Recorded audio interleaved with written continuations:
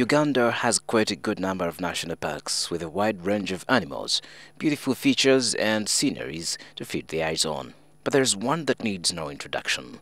Located in western Uganda and spanning the districts of Kasese, Kamwenje, Rukunjiri and Bushenyi is Queen Elizabeth National Park.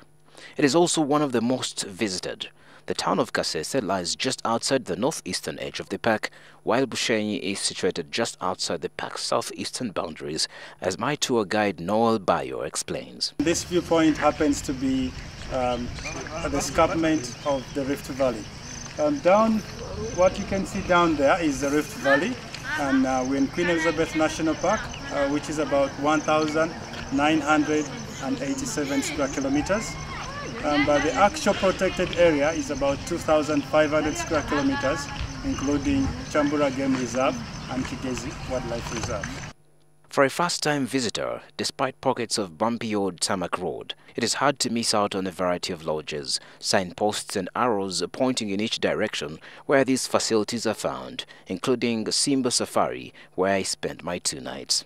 Next day, Saturday morning, as the other guests and I have breakfast, the focus turns to how communities around benefit from the national park. Now, people working at the Simba Safari Camp come from different places that are surrounding the national park, the Queen Elizabeth National Park. And here now, I'm glad to meet one of the people that comes from Kabalari district. What's your name? My name is Wambal Alfred. I'm working here. I'm sure my people at home, they're benefiting. Do people from the districts around supply things like pineapples, what? Yeah, they do a lot because most of the food comes from Kabarole. As we prepare to hit the road for some sightseeing, each one of us has a list of their favorite animals they would wish to see. But first, these female visitors. Monkeys. I know they're all over, but I want to see them here. Excited to see an elephant, maybe a lion. Down the park we go, and guess what I first set my eyes on? A herd of elephants along the road. According to information available, the population of these large mammals is on the increase because of a carbon poaching. The park now has about 2,500 to 3,000 elephants and 612 species of birds.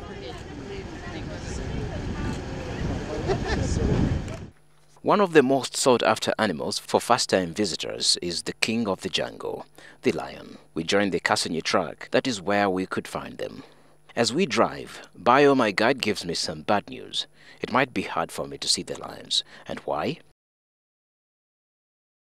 So according to Uwa's former ranger guide, Noel, he says that back in the day they used to be driving in the park and they meet approximately 20, but now the numbers are going down because the locals are killing the lions. We finally spot the most feared, enjoying the morning sun at the Koblek, also known as the mating ground. This ground also attracts other animals like waterbacks, antelopes and buffaloes. Off now to Kasenyi landing site northeast of Mwea. It is home to about more than 3,000 people. The main economic activity here at this landing site is fishing. And for some people that live here, they seem to be less bothered about the benefits of tourism, meaning the animals here are in danger, as this old man says. Paka, kabintwenda, enyamiso bagire bacenda cendezeho, asigara honje. Abakuba enyamiso ni nyingi munonga, kanziresire bizu. Hati bacendezeho, nito tugire ki? Tubeho. 2 p.m. The boat cruise is ready. We join other tourists on the boat. I quickly make friends and ask them about their first experience at the park. Definitely the lions this morning. We had 2 lions climbing a tree. And I've been on safari before, and the lions have never climbed the tree. And apparently it's a Ugandan thing. The lions don't do it anywhere else. So it's absolutely amazing. Hi, my name is Luca, and we arrived last night, and we had a night drive around the park, and we saw a few cobs, and this morning we got a bit more lucky. We found loads of elephants and a couple of lions as well that went up a tree. So I'm looking forward to this because hippos are my favourite animal. Oh, hippos are your favourite animal? Yeah. Why? Do you eat them? No, we don't eat them. No. When I was a kid, I used to just stop outside the hippo cage and just didn't really care about the other animals. Okay. So I do love hippos. Best so far was when we saw the lions climbing up into a tree. But we're looking forward to seeing some more animals on this boat trip. Do you eat game meat? Do I eat game meat? I've not eaten game meat. Before. No. You never even seen an animal being slaughtered, like live?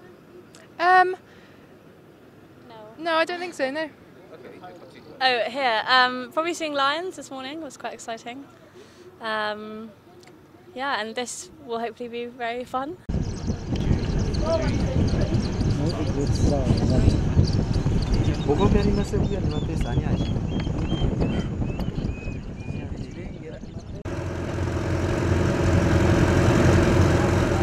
Time is running out, and there's one place I missed out on my first visit 5 years ago. This time I was not about to let it go, and that is Chambura Gorge. And finally we are at the Chambura Gorge. Now the Chambura Gorge is the famous home of the chimpanzees. And what we do here is just tracking chimpanzees. But we reached a little bit late, and the time here, as you see, it says you can only track in the morning, from a morning at 8 a.m. up to 2 p.m. in the afternoon. That's when the offices are really open. So we want to do the viewing. Okay.